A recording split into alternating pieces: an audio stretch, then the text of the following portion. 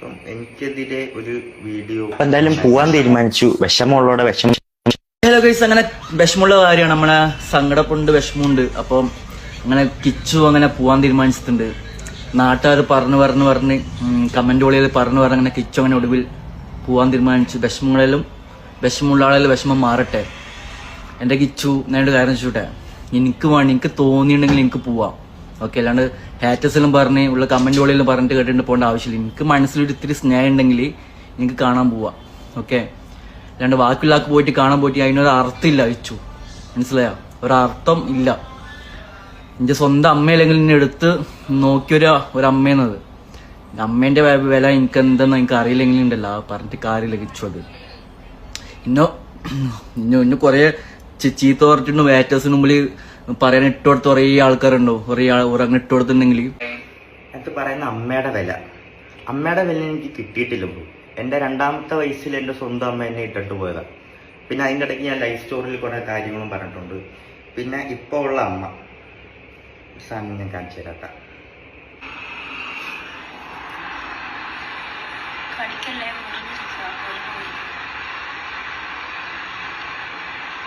ഇതൊക്കെ നിങ്ങൾ പറയുന്ന എടുത്തു വളർത്തിയ മോൻ കണ്ട സാധനങ്ങളാണിത്, മനസ്സിലായോ? അപ്പോൾ ഞാനിത് കണ്ടിട്ട് മെസ്സേജ് ഇട്ടു. ഇത് കണ്ടു കഴിഞ്ഞാൽ ഋതപ്പൻ്റെ അവസ്ഥ എന്തായിരിക്കും? ഋതപ്പൻ്റെ കൂടെ പഠിക്കുന്നവരാണെങ്കിലും ഇപ്പം മിക്ക പിള്ളേരാണെങ്കിലും പോലും സോഷ്യൽ മീഡിയ യൂസ് ചെയ്യുന്ന ആൾക്കാരാണ് കൂടുതൽ.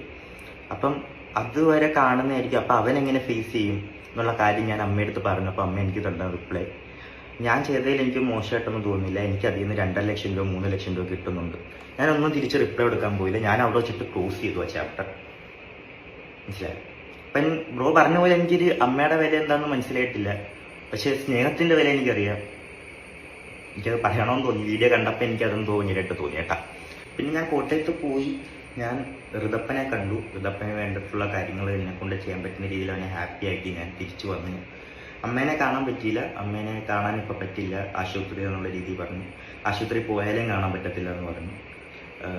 എന്തായാലും അമ്മയുടെ അസുഖം എന്തായാലും മാറട്ടെ, പ്രാർത്ഥിക്കാം. അതേ എന്നെ കൊണ്ടും പറ്റത്തുള്ളൂ, നിങ്ങളെ കൊണ്ടും പറ്റത്തുള്ളൂ. അത് ഞാൻ ചെയ്യുന്നുണ്ട്. എന്തായാലും മാറട്ടെ. അപ്പം നിങ്ങളെ കണ്ടില്ലേ, ഇത് കിച്ചു ഇന്നലെ ഇട്ട വീഡിയോ ആണ്. അപ്പം ഈ ഒരു വീഡിയോ കിച്ചു ഇടാനായിട്ടൊരു കാരണമുണ്ട്. കാരണം ഇൻസ്റ്റഗ്രാമിൽ യൂട്യൂബിലൊക്കെ കിച്ചു അതിന് മുമ്പ് ഒരു വീഡിയോ ഇട്ടിട്ടുണ്ടായിരുന്നു. നിങ്ങളുടെ എല്ലാവരുടെ ആ വിഷമം അങ്ങ് മാറട്ടെ, ഞാൻ അമ്മേനെ കാണാൻ പോവാമെന്നും പറഞ്ഞുകൊണ്ടൊരു വീഡിയോ. ആ വീഡിയോ ഇട്ട സമയത്ത് ഞാൻ റിയാക്ട് ചെയ്തിട്ടുണ്ടായിരുന്നു. എല്ലാവരും കിച്ചുവിനോട് എങ്ങനെയൊന്നും പറയണ്ടായിരുന്നു, അങ്ങനെ ഇങ്ങനെയെന്നൊക്കെ പറഞ്ഞ് റിയാക്ട് ചെയ്തു. ഞാനും പറഞ്ഞു വള്ളിയും പുള്ളിയും ഇല്ലാത്ത രീതിയിലുള്ള വീഡിയോ ഇടാതെ ഇരിക്കൂ. പക്ഷേ എല്ലാവരും കിച്ചുവിൻ്റെ എല്ലാ വീഡിയോയിലും താഴെ ചെന്നിട്ട്, അതായത് കിച്ചു ഇങ്ങനെ പബ്ലിക്കിലൊക്കെ പോയിട്ട് ഒരു ചോക്ലേറ്റൊക്കെ കാണിച്ചിട്ട് ഇതേത് ചോക്ലേറ്റാണെന്ന് ഐഡൻറ്റിഫൈ ചെയ്താൽ ഞാൻ നിങ്ങൾക്ക് മണി തരാം, അല്ലെങ്കിൽ അവൻ്റെ ആ ഒരു ടീഷർട്ടിൻ്റെ ബ്രാൻഡ് ഇപ്പോൾ തുടങ്ങിയിട്ടുണ്ട് അതിൻ്റേതായ വീഡിയോ, എല്ലാ വീഡിയോയുടെയും കമൻറ്റ് സെക്ഷനിൽ വന്നിട്ട് മോനെ മോൻ്റെ അമ്മയാണ് ഇത്രയും നാൾ വളർത്തിയതാണ്, മുമ്പ് പോയി കാണണം, അങ്ങനെ ഇങ്ങനെയാണെന്ന് പറഞ്ഞ് കുറേ എണ്ണം കിച്ചുവിനെ ഉപദേശിച്ചുകൊണ്ട് ചെല്ലുന്നുണ്ടായിരുന്നു. ഞാൻ അന്നേരം പറഞ്ഞു കിച്ചു സ്വന്തം കാലിൽ നിൽക്കുന്ന പ്രായപൂർത്തിയായ ഒരാളാണ്. അവൻ്റെ അമ്മേനെ കാണാനായിട്ട് ഈ കമൻറ്റ് ബോക്സിലിട്ട് അവൻ്റെ എല്ലാ വീഡിയോയിലും താഴെ ചെന്ന് പറയുന്ന ആൾക്കാർ പറയേണ്ട ആവശ്യമൊന്നുമില്ല. അവൻ്റെ മനസ്സ് എന്തുകൊണ്ടാണ് അവൻ ഇപ്പോൾ പോയി കാണാത്തത്, അതുകൊണ്ട് എന്താണ് അവരുടെ ഇടയിൽ പ്രശ്നങ്ങൾ എന്നൊക്കെ അവനെ കറക്റ്റായിട്ട് അറിയത്തുള്ളൂ. അപ്പം അവനെന്ന് അവൻ്റെ മനസ്സ് ഭാഗമാകുന്നു അന്ന് അവൻ നേരിട്ട് പോയി കാണും എന്നുള്ളത് ഞാൻ പറഞ്ഞ് ഒരു വീഡിയോ ചെയ്തിട്ടുണ്ടായിരുന്നു. അപ്പോൾ വീഡിയോയുടെ തുടക്കം അവൻ്റെ വീഡിയോയിൽ കുറേ പേര് അവൻ അഹങ്കാരമാണ്, സ്വന്തം കാലിൽ നിൽക്കാൻ തുടങ്ങിയപ്പോഴാന്നൊക്കെ പറഞ്ഞ് സ്റ്റാർട്ട് ചെയ്ത സമയത്ത് ഞാനും അത് പറഞ്ഞ് സ്റ്റാർട്ട് ചെയ്തപ്പോൾ ആളുകൾ ഓർത്തത് ഞാൻ അവനെ നെഗറ്റീവ് പറയാണെന്നാണ്. പക്ഷേ മുഴുവനായിട്ട് വീഡിയോ കണ്ടവർക്ക് മനസ്സിലാവും ഞാൻ എന്താണ് പറഞ്ഞിട്ടുള്ളതെന്നുള്ളത്. അപ്പം ഈ ഒരു വീഡിയോ ഇന്നലെ വന്നതിന് ശേഷം രേണുസുതി ഒരു വീഡിയോ ആയിട്ട് വന്നിട്ടുണ്ടായിരുന്നു. ഇപ്പം യൂട്യൂബിലൊരു ചർച്ചാ വിഷയമായി മാറിയിട്ടുണ്ട് ഇപ്പോൾ ആ ഒരു കാര്യം. കാരണം ഇത്രയും വലിയൊരു മാരക രോഗം പിടിച്ചിട്ട് പോലും രേണുസുതി കഴിഞ്ഞ ദിവസങ്ങളിലെല്ലാം കടന്ന പോലെ ആയിരുന്നില്ല. ഇപ്പം പ്രാർത്ഥനയും അതുപോലെ തന്നെ വലിയ പ്രത്യാശാ ഗീതങ്ങളൊക്കെ പാടിക്കൊണ്ട് ഒട്ടും വയ്യാതെ ഓർമ്മകളൊക്കെ നഷ്ടപ്പെടുന്നു, അല്ലെങ്കിൽ ഭയങ്കര പെയിനാണെന്ന് പറഞ്ഞ് അത്രയും അവശ നില കിടന്ന രേണുസുധീനെ അല്ല ഇന്ന് ആളുകൾ കണ്ടിട്ടുള്ളത്. ഇന്ന് വളരെ ആർജവത്തോടെ കിച്ചുവിനെ വന്നിട്ട് റോസ്റ്റ് ചെയ്യുന്ന ഒരു രേണുസുധീൻ, അതായത് മീഡിയയ്ക്ക് കിച്ചുവിനെ ഇട്ട് കൊടുക്കുന്ന ഒരു രേണുസുധീനെയാണ് നമ്മൾ ഇന്ന് കണ്ടതെന്ന് പറഞ്ഞാൽ. അപ്പം കിച്ചു ഇങ്ങനെ ഒരു വീഡിയോ ആയിട്ട് വരാനായിട്ടുള്ള കാരണം ആദ്യം തന്നെ നമുക്ക് സംസാരിക്കാം. അപ്പം കിച്ചു ഒരു ആളുടെ വീഡിയോ കാണിച്ചല്ലോ, അപ്പോൾ ആ ആളുടെ ടാഗ് ചെയ്തുകൊണ്ട് ഈ രേണുസുധി ആ ആളുടെ വീഡിയോ എടുത്ത് ഇൻസ്റ്റാഗ്രാമിലൊക്കെ ഷെയർ ചെയ്തിട്ടുണ്ടായിരുന്നു രേണുസുധി. അപ്പോൾ അവരുടെ അക്കൗണ്ടിൽ നോക്കിയാൽ ഈ ഒരു വീഡിയോ കാണാനായിട്ടും പറ്റും. അപ്പം എൻ്റെ മകൻ എന്നെ കാണാൻ വന്നില്ല എന്നൊക്കെ പറഞ്ഞുകൊണ്ട് ഇടയ്ക്ക് ഒരു വീഡിയോ ആയിട്ട് വന്ന് മകനെ സമൂഹത്തിൽ ഇട്ട് കൊടുക്കുന്ന പോലെ ചെയ്തിട്ടുണ്ടായിരുന്നു ഒന്നാമത്. രണ്ടാമത് ഇപ്പം അവൻ വന്നിട്ട് അവൻ്റെ കമൻറ്റ് ബോക്സിൽ ആൾക്കാർ ഇങ്ങനെ തുരു കമൻറ്റ് ചെയ്തുകൊണ്ടിരിക്കുന്നതുകൊണ്ടാണ് ഇവൻ വന്നിട്ട് ഇങ്ങനെ ഒരു വീഡിയോ ചെയ്തത്. നിങ്ങളുടെ ആ ഒരു വിഷമം അങ്ങ് മാറട്ടെ, ഞാൻ എന്തായാലും പോയി കാണാം, കണ്ടിട്ട് വന്ന് ബാക്കി കാര്യം പറയാമെന്ന് പറഞ്ഞു. പക്ഷേ ആ ഒരു ഡയലോഗ് അങ്ങനെ ആർക്കും അങ്ങ് ഇഷ്ടപ്പെട്ടില്ല. അപ്പം ഈ ഒരു ഡയലോഗ് എടുത്ത് വെച്ച് റിയാക്ഷൻ ചെയ്തവരുടേത് ഈ രേണുസുധി എടുത്ത് ഷെയർ ചെയ്ത് അവരുടെ ആ ഒരു അക്കൗണ്ടിലോട്ട് റീപോസ്റ്റ് ചെയ്യുകയൊക്കെ ചെയ്തിട്ടുണ്ട്. അപ്പോൾ ഇത് കണ്ട കിച്ചുവിന് വീണ്ടും ഇതിനെക്കുറിച്ച് സംസാരിക്കണമെന്ന് തോന്നി. എന്തുകൊണ്ടാണ് ഞാൻ എൻ്റെ അമ്മയുടെ കാര്യം അല്ലെങ്കിൽ പോയി കാണാഞ്ഞത് എന്ന് മറ്റോ ജനങ്ങളെ ഒന്ന് അറിയിക്കണം എന്ന് തോന്നിയിട്ടാണ് കിച്ചു ആ വീഡിയോ ഇട്ടത്. നിങ്ങൾ ആ വീഡിയോ കണ്ടു കാണും. ആ വീഡിയോയിൽ വ്യക്തമായിട്ട് കാണിക്കുന്നുണ്ട്. നമുക്ക് കിച്ചുവിനെ കുറ്റപ്പെടുത്താനായിട്ട് ഒരിക്കലും പറ്റത്തില്ല. കാരണം ഈ ഒരു രീതിയിലൂടെ അത് കിച്ചുവിൻ്റെ മൂന്നാമത്തെ അമ്മയാണിതെന്ന് ഓർത്തോണം. ആദ്യത്തെ അമ്മ കിച്ചുവിന് ഒരു 2 വയസ്സുള്ളപ്പോഴാണ് കിച്ചുവിനെ ഇട്ടിട്ട് പോയത്. രണ്ടാമത്തെ അമ്മയ്ക്കും കിച്ചുവിനോട് വലിയ താല്പര്യമൊന്നും ഉണ്ടായിരുന്നില്ല, അവരുടെ അച്ഛനെ ഉപേക്ഷിച്ച് അങ്ങ് പോയി. മൂന്നാമത്തെ അമ്മയാണ് രേണുസുധി. നോക്കിയോന്ന് ചോദിച്ചാൽ നോക്കിയിട്ടുണ്ട്, നോക്കിയില്ലേന്ന് ചോദിച്ചാൽ നോക്കിയില്ല. കിച്ചുവിൻ്റെ ലൈഫ് സ്റ്റോറിയിൽ ഒരുപാട് കാര്യങ്ങൾ പറയുന്നുണ്ട്. അപ്പോൾ എല്ലാ അമ്മമാരും ഇവന് തികച്ചും ഒരേപോലെയൊക്കെ തന്നെയായിരുന്നു. ഒരേ രീതിയിൽ അല്ലെങ്കിൽ മറ്റൊരു രീതിയിൽ അവനെ ഉപദ്രവിച്ചിട്ടുണ്ട്. പിന്നെ കൂടത്തിൽ ഭേദം ഇച്ചിരി രേണു തന്നെയായിരുന്നു, അതും സത്യം തന്നെയാണ്. അപ്പം ഈ ക്യാൻസർ രേണുവിന് നേരത്തെ തൊട്ടേ ഐഡൻറ്റിഫൈ ചെയ്തു. രേണുവിന് അറിയായിരുന്നു എനിക്ക് ക്യാൻസർ ആയിരുന്നു എന്നുള്ളത് അറിയായിരുന്നു എന്ന് രേണു പറയുന്നുമുണ്ട്. അപ്പം രേണു ക്യാൻസർ ആയതുകൊണ്ടാണ് സബ്സ്ക്രിപ്ഷൻ അങ്ങനെയുള്ള കാര്യങ്ങളൊക്കെ ചെയ്തതെന്ന് പറയുന്നു. ഇതൊന്നും നമുക്ക് ഒരിക്കലും യോജിക്കാൻ പറ്റുന്ന കാര്യങ്ങളല്ല. ക്യാൻസറായ രോഗികൾക്ക് ക്യാൻസറാണെന്ന് അറിയുമ്പോൾ സഹായിക്കുന്ന ഒരുപാട് ആളുകളുണ്ട്. അല്ലാതെ അതുപോലെ തന്നെ ഇപ്പോൾ സബ്സ്ക്രിപ്ഷൻ വഴിയാണെങ്കിലും യൂട്യൂബ് വരുമാനം കാര്യങ്ങളൊക്കെ ഉണ്ട്. കിച്ചു ഇതിനെക്കുറിച്ചിട്ട് സംസാരിച്ചിട്ടുള്ള ഒരു വീഡിയോയിൽ രേണുസുധിയുടെ ഒരു സബ്സ്ക്രിപ്ഷൻ ലൈവ് കാണിച്ചിട്ടുണ്ടായിരുന്നു. ആ ഒരു ലൈവ് കണ്ട എല്ലാവർക്കും അറിയാം അത് എത്രത്തോളം മോശമായിരുന്നു ഒരു ലൈവാണ്. അതിൽ ഒരു ഡബിൾ മീനിങ് കാര്യങ്ങളൊക്കെ പറഞ്ഞുകൊണ്ടുള്ള ഒരു ലൈവായിരുന്നു. അതുപോലെ തന്നെ ശരീരഭാഗങ്ങളൊക്കെ പ്രദർശിപ്പിച്ച് കാണിക്കുന്ന ഒരു ലൈവായിരുന്നു. അപ്പോൾ ഒരു മകൻ എന്നുള്ള നിലയിൽ അത് കണ്ട ഒരാൾക്ക് തികച്ചും അവരോടുള്ളൊരു ബന്ധം ഇനി വേണ്ടാന്ന് തോന്നിക്കാണണം. അതുകൊണ്ടൊക്കെയാണ്. അതുപോലെ തന്നെ അത് കിച്ചു വളരെ നന്നായിട്ട് എക്സ്പ്രസ് ചെയ്തിട്ടുണ്ടായിരുന്നു. ഒരാൾ ഇങ്ങനെ വഴിയിൽ വെച്ച് കിച്ചുവിനെ കണ്ടിട്ട് അമ്മയുടെ സബ്സ്ക്രിപ്ഷൻ ലൈവ് കണ്ടില്ലേ, എന്താണ് അഭിപ്രായം എന്ന് ചോദിക്കുമ്പോൾ ഒന്നുമില്ല എന്നൊക്കെ പറഞ്ഞുകൊണ്ട് വളരെ പുച്ഛത്തോടെ സംസാരിച്ചുകൊണ്ട് കിച്ചു പോകുന്നതൊക്കെ നമ്മൾ കണ്ടതാണ്. അപ്പം അതിനെല്ലാം ശേഷം ഇപ്പോൾ കിച്ചു വ്യക്തമായിട്ട് വന്ന് അതിൻ്റെ കാരണങ്ങൾ പറഞ്ഞിരിക്കുകയാണ്. ആർക്കും തന്നെ ഒന്നും പറയാനില്ല, എല്ലാവരും കിച്ചുവിൻ്റെ സൈഡാണ്. ആദ്യം രോഗമാണെന്ന് അറിഞ്ഞ സമയത്ത് കുറേ പേര് രേണുവിൻ്റെ സൈഡിലോട്ട് മാറി. രേണു അത്രയും നാളും ചെയ്ത കാര്യങ്ങൾ, പറഞ്ഞ കാര്യങ്ങൾ, പ്രവർത്തിച്ച കാര്യങ്ങളെല്ലാം മറന്നുകൊണ്ട് വളരെ പരിശുദ്ധയാക്കി ഇപ്പോൾ രേണുവിൻ്റെ സൈഡിലോട്ട് മാറി. പിന്നെ കിച്ചു എന്ന് പറയുമ്പോൾ കിച്ചുവിൻ്റെ സൈഡിലോട്ട് മാറും. ഇങ്ങനെ അങ്ങോട്ടും ഇങ്ങോട്ടും മാറി കളിക്കുകയാണ് ഈ വ്യൂവേഴ്സ് ആയിട്ടുള്ള ആളുകൾ. ഈ സബ്സ്ക്രിപ്ഷൻ ലൈവ് എല്ലാം ഇറങ്ങിയ സമയത്ത് അവർ കാണിക്കുന്നത് ശരിയല്ല എന്ന് തോന്നിയിട്ട് കിച്ചു രേണുസുധിക്ക് മെസ്സേജ് അയച്ചിട്ട് പറഞ്ഞിട്ടുണ്ടായിരുന്നു ഇത് കാണിക്കുന്നത് ശരിയല്ല എന്നൊക്കെ. അപ്പം കിച്ചു രേണുസുധിക്ക് അയച്ചിട്ടുള്ള ആ മെസ്സേജ് നമുക്കൊന്ന് വായിച്ച് നോക്കാം. ഹലോ, ഞാൻ ഒരു കാര്യം പറയാനാ മെസ്സേജ് ഇട്ടേ. ഞാൻ ഇതുവരെ ഒന്നും പറഞ്ഞിട്ടില്ല. ഇന്നലെ ഒരു വീഡിയോ കണ്ടിട്ട് എനിക്ക് ഉറങ്ങാൻ പോലും പറ്റണില്ല. ബിഗ് ബോസ് പോലെയുള്ള വലിയ TV ഷോയിൽ ഇറങ്ങിയ ഒരാൾ ഇങ്ങനെയൊക്കെയാണോ കാണിക്കേണ്ടത്? എത്ര ഷോസും പ്രൊമോഷനും ഒക്കെ കിട്ടുന്നുണ്ട് ജീവിക്കാൻ വേണ്ടി. ഇങ്ങനെ ജീവിച്ചൂടെ? ഫെയിം ആയിട്ട് നിൽക്കുവല്ലേ, ഇങ്ങനെയൊക്കെ കാണിക്കണോ? ഋതപ്പനെ ഓർത്തെങ്കിലും ഇതൊക്കെ നിർത്തുവോ? അല്ലാതെ ഇങ്ങനെയൊക്കെ ജീവിക്കണം, ഫെയിം ഉള്ളത് അല്ലേ, ഇങ്ങനെയൊക്കെ കാണിക്കാതെ ഇരിക്കുക. അത്രയും വിഷമം വന്നിട്ടാ പറയുന്നേ. ഇതുവരെ ഞാൻ എന്തേലും പറഞ്ഞിട്ടുണ്ടോ? പ്ലീസ്, ഋതപ്പനെ ഇതൊക്കെ എഫക്റ്റ് ചെയ്യില്ലേ? അവനും ഈ ഫോണൊക്കെ യൂസ് ചെയ്യുന്നതല്ലേ, അവൻ്റെ ഫ്രണ്ട്സൊക്കെ അങ്ങനെ എടുക്കും, അറിയാലോ, അതൊക്കെ ഒന്ന് മനസ്സിലാക്കൂ എന്ന് പറഞ്ഞ് കിച്ചു മെസ്സേജ് അയച്ചിട്ടുണ്ടായിരുന്നു. അതിന് രേണുസുധി റിപ്ലൈയും കൊടുത്തിട്ടുണ്ടായിരുന്നു. അതിൽ ഞാൻ ലൈവാണ് പോയത്, എൻ്റെ ലിപ്പ് പൊട്ടിയിരിക്കുകയായിരുന്നു, അതാണ് ഞാനവിടെ പറഞ്ഞത്, ഞാനതിൽ പ്രത്യേകിച്ചൊന്നും കാണിക്കുന്നില്ല, എനിക്ക് അതിൽ നിന്ന് ഏണിങ്സും കിട്ടുന്നുണ്ട്, അങ്ങനെയുള്ള കാര്യങ്ങൾ രേണുസുധിയും പറഞ്ഞിട്ടുണ്ടായിരുന്നു. അന്നേരം തന്നെ ഇത് ഇവർ നിർത്താനായിട്ട് ഇവർക്ക് ഉദ്ദേശമില്ല എന്ന് മനസ്സിലായി. അന്നത്തോടെ കിച്ചു സ്റ്റോപ്പ് ചെയ്തതാണ് അവരുമായിട്ടുള്ള ആ ഒരു കോൺവെർസേഷൻ അല്ലെങ്കിൽ ആ ഒരു ബന്ധം എന്ന് പറയുന്നത്. അത് കഴിഞ്ഞിട്ടാണെങ്കിൽ രേണുസുതിക്ക് എന്തോ ഒരു അലിഗേഷൻസ് വന്നു, സ്വർണ്ണക്കടത്തിന്റെ പേരിലും അതുപോലെ തന്നെ ദുബായിലൊക്കെ പോകുന്നത് വേറെ എന്തോ ജോലി ചെയ്യാനാണെന്നുള്ള രീതിയിൽ ഒക്കെ ഒരുപാട് അലിഗേഷൻസ് വന്നിട്ടുണ്ടായിരുന്നു. ഇതൊക്കെ കാണുന്ന ഒരു മകനാണ് കിച്ചു. ഇപ്പം ഇന്ന് കിച്ചു ചോദിച്ചു എന്നുണ്ടെങ്കിൽ നാളെ ഋതപ്പനും ഇതുപോലെ രേണുസുതിയോട് സംസാരിക്കും. അപ്പം അതിനിടയ്ക്കൊക്കെയാണ് രേണുസുതിക്ക് അസുഖം വന്നത്. കിച്ചു ഇങ്ങനെ ഒരു വീഡിയോ ഇട്ടതിന് ശേഷം രേണുസുതിയും ഒരു വീഡിയോ ആയിട്ട് വന്നിട്ടുണ്ട്, അതായത് കിച്ചുവിനുള്ള മറുപടി. കിച്ചു ഇങ്ങനെ ഒരു വീഡിയോ ഇട്ട് മെസ്സേജും കാര്യങ്ങളൊക്കെ കാണിച്ചതുകൊണ്ടാണ് കിച്ചുവിൻ്റെ മെസ്സേജും കാര്യങ്ങളൊക്കെ ഞാനും കാണിക്കുന്നതെന്ന് പറഞ്ഞുകൊണ്ട് രേണുസുതിയും ഒരു വീഡിയോ ആയിട്ട് വന്നിട്ടുണ്ട്. നമുക്ക് അതുകൂടെ ഒന്ന് കാണാം. നിങ്ങൾ ചാറ്റ് കാണും. ദേ കിച്ചു സൺ ഫുള്ള് കാണാമോ ചാറ്റ്? ഇതാണ്ടേ എൻ്റെ ചാറ്റ് കാണിച്ചുകൊണ്ടാണ് ഞാനിത് പുറത്ത് വിട്ടത് കേട്ടോ, അല്ലെങ്കിൽ ഞാൻ ഒരിക്കലും വിടത്തില്ലായിരുന്നു മോനെ. വേണ്ടേ കിച്ചു ഞാൻ തമ്മിലുള്ള ചാറ്റാണ്, സബ്സ്ക്രിപ്ഷൻ്റെ കാര്യമാണേ. അപ്പോൾ എൻ്റെ പൊന്നു കുഞ്ഞ് മോനെ കിച്ചു, നീ സമ്മതിച്ചുകൊണ്ടാണ് അമ്മ ഇത് ചെയ്തത്.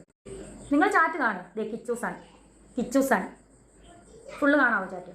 ഇതാണ്ടേ എൻ്റെ ചാറ്റ് കാണിച്ചുകൊണ്ടാണ് ഞാനിത് പുറത്ത് വിട്ടത് കേട്ടോ, അല്ലെങ്കിൽ ഞാൻ ഒരിക്കലും വിടത്തില്ലായിരുന്നു മോനെ.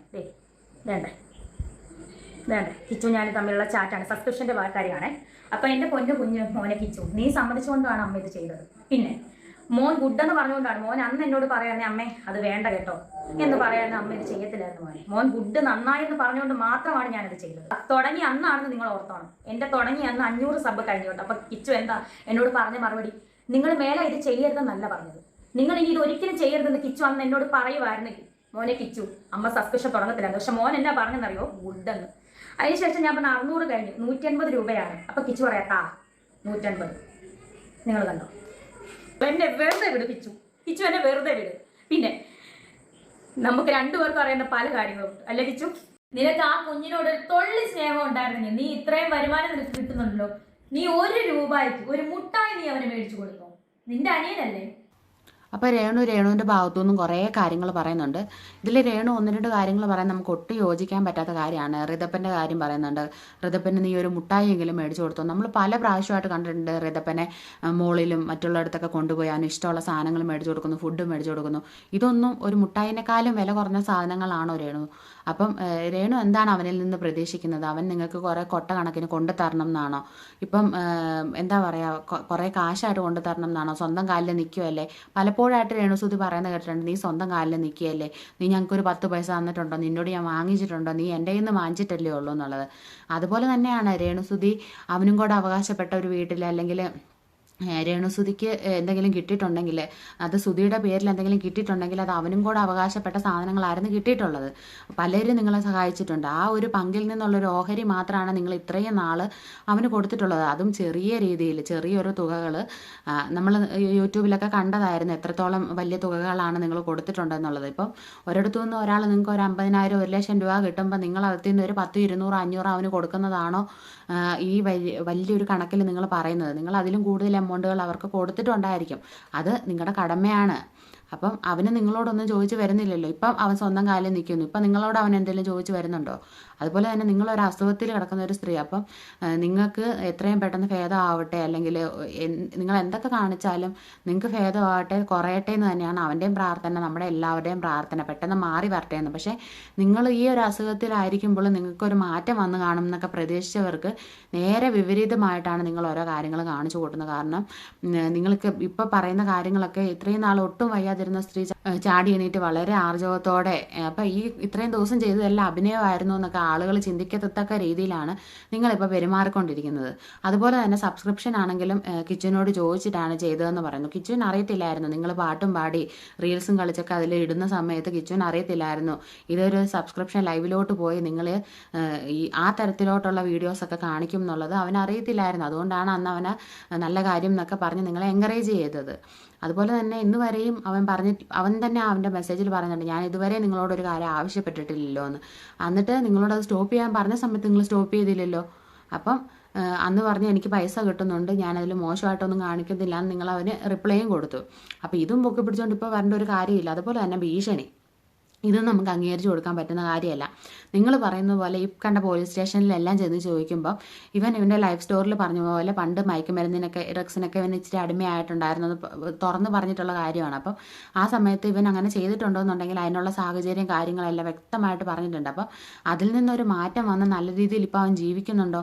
അതുകൊണ്ടൊക്കെ തന്നെ നിങ്ങൾ ഇനി എന്ത് പറഞ്ഞുകൊണ്ട് വന്നിട്ടും കാര്യമൊന്നുമില്ല. അതുപോലെ തന്നെ അവൻ അങ്ങനെ ചെയ്തിരുന്നു അല്ലെങ്കിൽ എന്ത് മോശം കാര്യമാണെങ്കിലും അതിൽ നിന്ന് തിരുത്താൻ ഒരു മനസ്സ് കാണിച്ചിട്ടുണ്ടെന്നുണ്ടെങ്കിൽ അതൊരു വലിയ കാര്യം തന്നെയാണ്. ഇത്രയൊക്കെ പഠിച്ചിട്ടും അല്ലെങ്കിൽ ഇത്രയൊക്കെ വന്നിട്ടും നിങ്ങൾക്ക് ആ ഒരു മനസ്സില്ലാത്തത് എന്താണ് എന്നാണ് നമുക്ക് അറിയാത്തത്. കാരണം ഇത്രയും വലിയൊരു അസുഖവും പിടിപെട്ട് കിടക്കുമ്പോൾ നിങ്ങൾ വലിയ പ്രത്യാശ ഗീതങ്ങളും വലിയൊരു സ്റ്റേജിൽ നിന്ന് സുവിശേഷം പറയുന്നതെല്ലാം സ്വപ്നം കണ്ട് കിടക്കുന്ന നിങ്ങൾ ഇങ്ങനെ വായിക്ക് വരുന്നത് കോതയ്ക്ക് പാട്ടെന്ന് പറയുന്നത് പോലെ ഇങ്ങനെ സംസാരിക്കുന്നത് എന്തുകൊണ്ടാണ്? നിങ്ങളുടെ പ്രവർത്തിക്കിൽ നിങ്ങളുടെ ഇത്രയും നാളുള്ള ആ ഒരു സ്വഭാവത്തിൽ നിന്ന് നിങ്ങൾക്ക് ഒരു മാറ്റവും വന്നിട്ടില്ലല്ലോ എന്നാണ് ഇപ്പോൾ ജനങ്ങളുടെ ആ ഒരു ചിന്ത എന്ന് പറഞ്ഞാൽ. കിച്ചു പറയുന്നതൊക്കെ തന്നെയാണ് നമുക്കും പറയാനുള്ളത്. നിങ്ങൾ ആ ഒരു കുഞ്ഞു കൊച്ചിനെ ഒന്ന് ഓർത്ത് നോക്കൂ. എപ്പോഴും അവന് പ്രിയപ്പെട്ടത് അവൻ്റെ അമ്മ തന്നെ ആയിരിക്കും. അപ്പം നിങ്ങളും പറയുന്നുണ്ട് എനിക്കൊരു മോനേ ഉള്ളൂ, അതെൻ്റെ ഋതപ്പനാണ് എന്നൊക്കെ പറയുന്നുണ്ട്. അതിൽ നിന്ന് നിങ്ങൾ പറയുന്നത് കിച്ചു നിങ്ങളുടെ മോനല്ല എന്നുള്ള രീതിയിൽ തന്നെയാണ്. അപ്പോൾ ആ ഒരു നിങ്ങളുടെ പ്രിയപ്പെട്ട നിങ്ങളുടെ ആ കുഞ്ഞിനെ തന്നെ ഓർത്ത് നോക്കും. ഇന്ന് കിച്ചു പറഞ്ഞ കാര്യങ്ങൾ നാളെ നിങ്ങൾ ഇതൊക്കെ ആവർത്തിച്ചിട്ടുണ്ടെങ്കിൽ നാളെ ഋതപ്പനും പറയും. അല്ലെങ്കിൽ പണ്ട് അവൻ വലുതാകുന്ന സമയത്ത് ഇപ്പോഴേ അവൻ ഫോണൊക്കെ കാണുന്നൊരു കുട്ടിയാണ്. അപ്പം വലുതാകുന്ന സമയത്ത് അവൻ ഇതൊക്കെ കാണും. അതുകൊണ്ടൊക്കെ തന്നെയാണ് കിച്ചു അത് മുന്നേ പറഞ്ഞിട്ടുള്ളത്. അപ്പോൾ അവനെ ഓർത്ത് ഇനി അങ്ങനെ ജീവിക്കും. നിങ്ങൾ ഇപ്പം അമ്മയാണെങ്കിലും മകനാണെങ്കിലും ഇപ്പം നിങ്ങളുടെ പ്രശ്നങ്ങൾ വന്ന് മാധ്യമങ്ങളിൽ ഇടേണ്ട കാര്യമില്ല. നിങ്ങൾ തമ്മിൽ ഫോൺ വഴിയോ നേരിട്ടോ ഒക്കെ ഒത്തുതീർപ്പിൽ സംസാരിച്ച് അങ്ങ് തീർക്കുക. ഇനിയുള്ള കാലം ഈ രണ്ട് മക്കളുമായിട്ട് സന്തോഷത്തോടെ ജീവിക്കാനായിട്ടാണ് നിങ്ങൾ ഇനി ശ്രമിക്കേണ്ടത്. അതുപോലെ തന്നെ നിങ്ങളെ കാണാനായിട്ട് അവൻ വന്ന് അവിടെ തിരക്കിയിട്ടുണ്ടെന്നുള്ളത് ഉറപ്പാണ്. അവൻ ആ വീഡിയോയിൽ പറയുന്നുണ്ട്. അന്നേരം നിങ്ങൾ ഹോസ്പിറ്റലിൽ ചെന്നാൽ പോലും നിങ്ങളെ കാണാൻ പറ്റത്തില്ല എന്ന് പറയുന്നുണ്ട്. അപ്പം നിങ്ങൾക്ക് അവിടെ അങ്ങനെ ഒരു സാഹചര്യം ഉണ്ടായിരുന്നോ? നിങ്ങൾ ബന്ധുക്കൾ ഇനി അവനെ കാണിക്കാഞ്ഞതായിരുന്നോ? അതുപോലെ തന്നെ അവൻ വന്നില്ല അല്ലെങ്കിൽ കാണാൻ വന്നിട്ട് പോലും കാണാൻ പറ്റിയില്ല. പക്ഷേ നാളെ ഒരിക്കലും അവൻ എന്നെ കണ്ടില്ല എന്ന് പറയാൻ വേണ്ടി ആ സമയം മാറി നിന്നതാണോ? ഇതൊന്നും നമുക്കറിയാവുന്ന കാര്യങ്ങളല്ല. അപ്പം ഈ 2 വീഡിയോ ആണ് ഇപ്പോൾ അവർ പറഞ്ഞിട്ടുള്ളത്. എല്ലാവരും അതെടുത്ത് വെച്ച് റിയാക്റ്റും കാര്യങ്ങളൊക്കെ ചെയ്യുന്നുണ്ട്. എല്ലാവരും ഇപ്പോൾ രേണുവിന് അസുഖവും കാര്യങ്ങളൊക്കെ ആയതുകൊണ്ട് രേണുവിൻ്റെ എല്ലാ കാര്യങ്ങളും മറന്ന് അവരിനി പുതിയൊരു ജീവിതത്തിലോട്ടായിരിക്കും വരുന്നതെന്ന് പ്രതീക്ഷിച്ചിരിക്കുകയാണ്. അതൊക്കെ മാറ്റി പഴയ കാര്യങ്ങളൊക്കെ കുത്തിപ്പൊക്കാൻ പറ്റുന്ന രീതിയിലാക്കാതെ രേണുസുതി നിങ്ങളുടെ രോഗം എത്രയും പെട്ടെന്ന് മാറി നല്ലൊരു പുതിയൊരു ജീവിതത്തിലോട്ട് നിങ്ങൾ വരാൻ വേണ്ടി ആ മകനെ ഓർത്ത് ജീവിക്കാമെന്ന് മാത്രം പറയാണ്. അപ്പം ഈ വീഡിയോയുടെ അഭിപ്രായങ്ങൾ നിങ്ങൾ വീഡിയോയ്ക്ക് താഴെ കമൻറ്റ് ചെയ്യുക. വീഡിയോ ഇഷ്ടപ്പെട്ടാൽ ലൈക്ക് സബ്സ്ക്രൈബും ചെയ്യാൻ മറക്കരുത്. മറ്റൊരു വീഡിയോ ആയിട്ട് വീണ്ടും കാണാം. ബൈ.